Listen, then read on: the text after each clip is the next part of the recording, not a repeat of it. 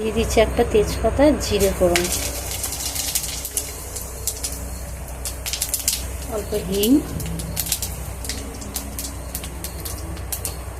দিয়ে এখানে জিরে বাটা আর আদা বাটা আছে।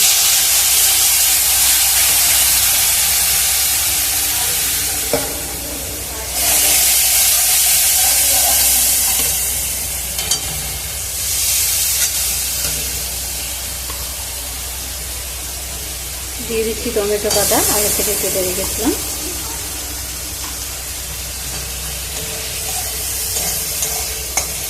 এবারে হলুদ,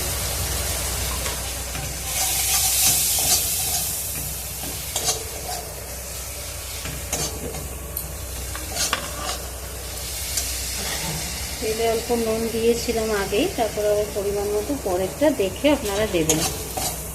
তেলে একটু নুন দিয়ে দিলে কী হয়, মশলাগুলো ছিটকায় না, ঠিকঠাক কষানোটা হয়। এবারে দিয়ে দিচ্ছি আগে থেকে আলু কেটে রেখেছিলাম সেইগুলো।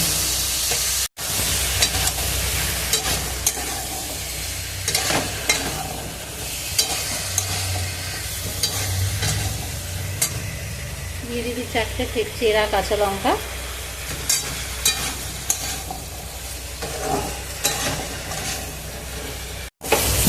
আলুটা কষানো হয়ে গেছে মশলার সাথে।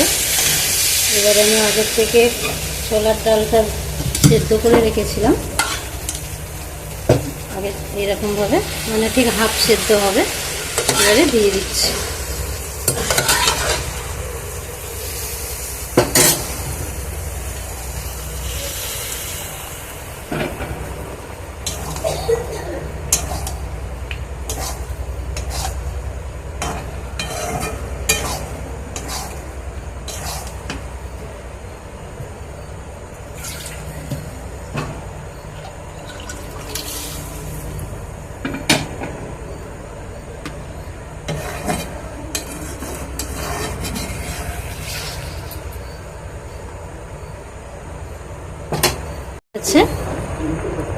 এবারে আমি উপর থেকে ধনেপাতা ছড়িয়ে দিচ্ছি।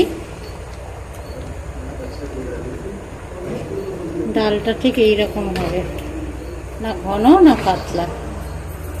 নুন মিষ্টিটাও চেক করে নিয়েছি, সব ঠিক আছে। এবারে নামিয়ে ফেলছি। এটা নামানো হয়ে গেছে। এরপরে আমি একটু ভাজা মশলা উপর থেকে ছড়িয়ে দেবো। জিরে ভেজে গুঁড়ো করে নিয়েছিলাম।